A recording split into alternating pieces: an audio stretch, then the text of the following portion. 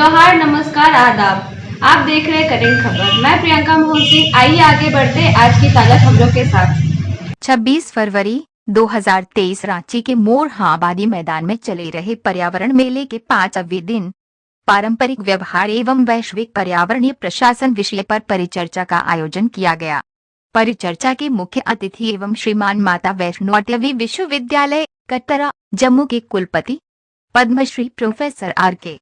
सिन्हा तथा डाल्फिनमैन नाम के प्रसिद्ध पद्मश्री प्रोफेसर R.K. सिन्हा कुलपति ने परिचर्चा के दौरान कहा कि पहले रांची में 10 से 20 फीट में ही पानी आराम से निकलता था।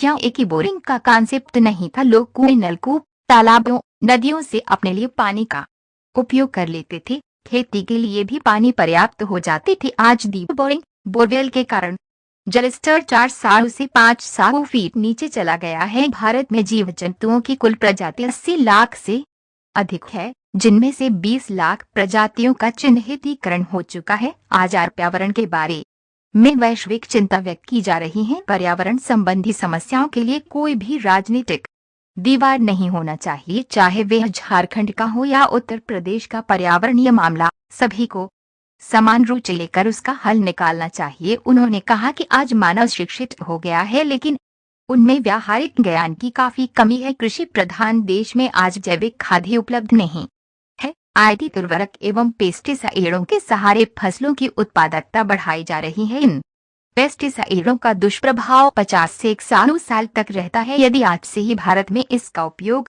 बंद हो तो भी इसका प्रभाव अगले 50 सालों तक विद्यमान रहेगा। इससे इसकी भयावहता का अंदाजा लगाया जा सकता है। भारत जो पूर्व सदी तक दलहन एवं तिलहन पर आत्मनिर्भर था, उसे भी आज इन सबका आयात करना पड़ रहा है। आज हम भौतिकवादी हो गए हैं। आज हम सभी को थिंक ग्लोबली, एक्ट लोकली का मूल मंत्र अपनाना होगा। हमें हमारे पूर्वजों ने झील, तालाब, नदी, जंगल आदि विरासत में देकर गए और हम आज अपनी पीढ़ी को गंदी नाले, डंपिंग यार्ड सौंप रहे हैं, जिसके लिए भावी पीढ़ी हमें कभी माफ नहीं करेगी। इन सारी तथ्यों पर हमें गंभीरता से सोचना होगा, उस पर अमल करना होगा। जल संरक्षण, ऊर्जा संरक्षण पर सतत कार्य करना होगा, तभी हम इसे नियंत्रित कर पाएंगे। रविवार होने के कारण मेले में और दिन की अपेक्षा काफी भीड़ रही। मेले में टेंडर हाट एवं DAV, कपिल देव जैसे प्रतिष्ठित विद्यालयों के छात्रों द्वारा उनके स्टॉलों में प्रदूषण के कुप्रभाव एवं पर्यावरण संरक्षण के उपाय जैसे विषय पर मॉडल एवं प्रदर्शनी लगाकर इसके बारे में विस्तृत जानकारी मेले में घूमने आए लोगों को दी जा रही है। नरोड़ एवं आउटडोर के सजावट, औषधीय पौधे मेले के प्रमुख आकर्षण में से एक है। खादी एवं कुटीर उद्योगों के उत्पादों में 40% तक छूट दी जा रही है, जिसके कारण उनके स्टॉलों में काफी लोग अपने पसंद के सामग्री खरीद रहे हैं। मेले में कल से चल रहे 2 दिवसीय पर्यावरण आर्ट कैंप का आज समापन हो गया, जिसमें पूरे राज्य के कलाकारों ने भाग लिया। कार्यक्रम के बाद उन सभी कलाकारों को सम्मानित एवं पुरस्कृत किया गया। परिचर्चा के सम्मानित अतिथि एवं फॉरेस्ट संस्था के CEO श्रीमान चंद्रभूषण ने बताया कि पारंपरिक ज्ञान एवं आधुनिक ज्ञान में सामंजस्य की आवश्यकता है। भारत के कई राज्यों में पर्यावरण पर केवल संगोष्ठी आयोजित होती है, उन पर परिचर्चा, इंटरेक्शन नहीं होता है, जिसके कारण वे सफलीभूत नहीं हो पाते हैं। अंतर्राष्ट्रीय नीति के अनुसार पृथ्वी पर विद्यमान कुल प्राकृतिक संसाधनों का 30% अक्षुण्ण रखा गया जाना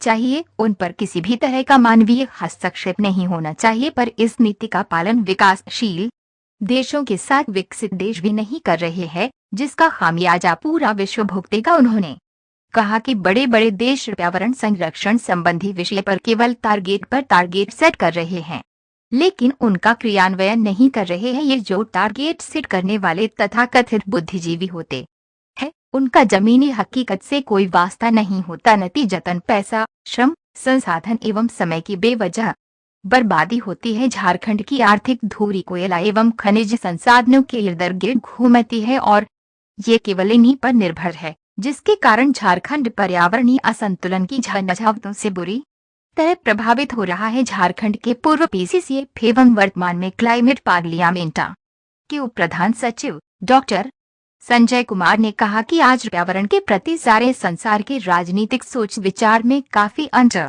महसूस की जा रही है। चिली, ब्राजील, भारत जैसे लोकतांत्रिक देश विश्व स्तर पर उसी को नेता मानने की मांग कर रहे हैं जिनमें पर्यावरण के प्रति संवेदनशीलता हो। ये काफी सुखद स्थिति है। पेरिस समझौते के अनुसार किसी भी परिस्थिति में पूर्व औद्योगिकी काल के तापमान से 2 डिग्री से अधिक तापमान में वृद्धि नहीं होना चाहिए, पर यह नहीं हो रहा है। पृथ्वी के कुल भूभाग का 1% मानव के रहने योग्य नहीं है क्योंकि ये अत्यधिक गर्म स्थान है। अगर पर्यावरण के प्रति लापरवाही इसी गति से चलता रहा तो 2070 तक पृथ्वी का 20% हिस्सा अत्यधिक गर्म हो जाएगा और वह रहने योग्य नहीं होगा, जिसके कारण फोर्स्ड माइग्रेशन की स्थिति आ जाएगी। इसका दुष्प्रभाव सारे विश्व में पड़ेगा। भारत में ये स्थिति नहीं आई है, परंतु दूसरे देशों में इसका असर देखने को मिल रहा है। हमारे झारखंड में कई ऐसे स्थान हैं जहां पिछले 150 सालों में तापमान 4 से 5 डिग्री बढ़ चुका है। गर्मी के पूर्व ही लोग आजकल एयर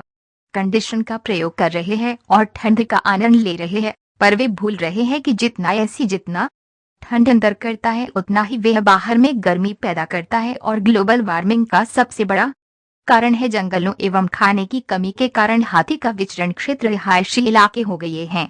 झारखंड में प्रतिवर्ष हाथियों के हमले से 70 से 80 आदमी मारे जा रहे हैं, जो काफी चिंताजनक है। लाइफ नई दिल्ली के संरक्षक डॉक्टर राकेश कुमार सिन्हा ने कहा कि आज के युग में प्रदूषण के साथ साथ सॉलिड वेस्ट मैनेजमेंट बहुत बड़ी चुनौती के रूप में उभरी है। पहले के लोग पर्व त्योहार, शादी ब्याह जैसे कार्यक्रमों में लोग साल या दूसरे पत्ते के बने पत्तल पर भोजन करते थे, उसके बाद उसे बाहर फेंक देते थे, जो कुछ दिन बाद डिकम्पोस्ट होकर खाद बन जाता था। परंतु आज आधुनिकता के दिखावे में लोग थर्मोकोल और प्लास्टिक के बर्तनों का इस्तेमाल कर रहे हैं, जो न तो सड़ता है और न ही गलता है, बल्कि ये जमीन की उर्वरता को समाप्त कर देता है। साथ ही नदियों में जाकर ये जल एवं जलीय जीवों के जीवन को भी प्रभावित करता है। आज शहरीकरण के कारण पारंपरिक अभ्यास का लोप हो चुका है। आज हर चीज का मूल्यांकन केवल आर्थिक दृष्टि से हो रहा है, जरूरत के अनुसार उसका मूल्यांकन नहीं हो रहा है, जिसके कारण पर्यावरण आज उपेक्षित हो गया है। जंगल, पहाड़ बहुल रांची जैसे शहर में भी आज सैकड़ों की संख्या में क्लिनिक एवं अस्पताल खुल गए हैं, जिससे कभी दक्षिण बिहार का शिमला कहा जाता था। भारत में ग्लोबल वार्मिंग से सबसे ज्यादा प्रभावित होने वाला राज्य उत्तर प्रदेश है। अगर पर्यावरण के प्रति इसी प्रकार से लापरवाही बरती गई तो झारखंड भी ग्लोबल वार्मिंग की चपेट में बुरी तरह से आ जाएगा। परिचर्चा के उपरांत संध्या 7 बजे से कालबेलिया, जिप्सी एवं भोजपुरी गीत संगीत का सांस्कृतिक कार्यक्रम का आयोजन किया गया, जिसका मेले में आए हुए लोगों ने भरपूर आनंद लिया। मेले में उत्तर प्रदेश सरकार के संस्कृति विभाग के निदेशक श्रीमान दीपक सिंह सहित कई गणमान्य व्यक्तियों की उपस्थिति रही। मुलाकात सरयू जी से शायद उन्हें याद ना हो, साल 2002 में पहली बार हुई थी, जब वो दामोदर बचाओ आंदोलन के संदर्भ में मुझसे मिलने आए थे। तो मेरा जो पहला इंप्रेशन है उनका वो ये है कि वो पैशनेट तो हैं लेकिन नॉलेजेबल भी हैं और नॉलेज बटोरना भी जानते हैं।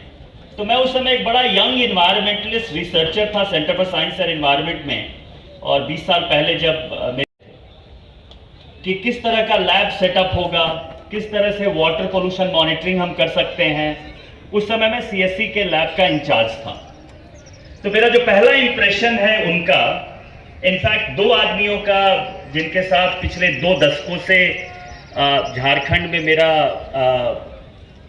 एक रिश्ता रहा है पर्यावरण के विषय पे, हरिवंश जी और सरी रॉय जी, वो ये रहा है कि दोनों आदमी ऐसे हैं जो कि ना तो सामान नदी में फेंक देते थे, इसको शुभ माना जाता था। आज हम वो नहीं कर सकते। आज अगर आप दिल्ली में जाएंगे तो देखेंगे कि यमुना के चारों तरफ जाली लगाई गई है ताकि लोगों को रोका जाए पूजा का सामग्री फेंकने के लिए। इसी तरह से हमारे बहुत से एग्रीकल्चरल प्रैक्टिस थे, जो ट्रेडिशनल एग्रीकल्चरल प्रैक्टिस थे, उन्हें हमें मॉडर्नाइज करने की जरूरत है, इसलिए क्योंकि हम अब उतना एग्रीकल्चरल प्रोडक्शन नहीं कर सकते हैं। तो ट्रेडिशनल नॉलेज और मॉडर्न नॉलेज दोनों को लाने की जरूरत है। दिन की बात होती है, लेकिन बहुत बड़ा एजेंडा दिसंबर पिछले साल निकला था कि किस तरह से हम अपने फ्लोरा फौना बायोडायवर्सिटी को बचाएं और दुनिया के सारे देश मिलके Kunming Montreal framework of biodiversity में उन्होंने एग्रीमेंट साइन किया। और वो एग्रीमेंट का एक बहुत बड़ा जो एग्रीमेंट है, जो सुपरा आप उसको एग्रीमेंट कह सकते हैं, वो ये है कि देशों ने अग्री किया है कि 30% जमीन, 30% जंगल और 30% पानी को इंसान का जो इंटरफेरेंस है उससे बचाएंगे, उसको प्रिजर्व करेंगे। और लोकल गवर्नेंस इंप्रूव और स्ट्रेंथन नहीं होगा, हम वो जो एक्ट लोकल और थिंक ग्लोबल और एक्ट लोकल की बात कर रहे हैं वो कभी इंप्लीमेंट नहीं हो सकता है। दूसरा मुद्दा मैं और भी आपके सामने रखना चाहता हूं कि